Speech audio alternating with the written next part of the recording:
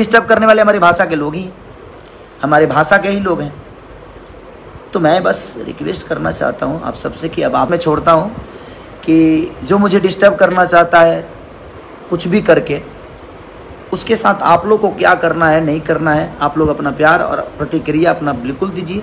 कि मुझे कैसे काम करना चाहिए इस इंडस्ट्री में, जो इंडस्ट्री मुझे बिल्कुल नहीं चाहती है कि मैं काम करूं। क्योंकि मैं मेहनत करता हूं, मैं किसी के पीछे नहीं भागता कि हाँ ये भागे वो भागे, इनका नाम लेकर ज़िंदगी चला लूँ, उनका नाम लेकर ज़िंदगी चला लूँ, उनकी तारीफ़ कर दूंगा तो मुझे 10 लोग जानेंगे, उनकी तारीफ़ कर दूंगा तो 10 नहीं, ऐसा नहीं। मैं अपनी काम की तारीफ़ करता हूँ, मैं अपनी काम करने की कोशिश करता हूँ और पर डे मेहनत करता हूँ, चाहे वो जिम हो चाहे मेरी गायकी हो। मैं आता हूँ, गाना होता है तो 24 घंटे के अंदर 25-25 गाने गा देता हूँ। 38-38 गाने मैंने एक ही दिन में गाया है,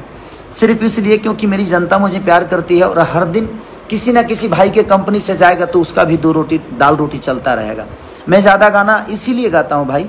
कि ताकि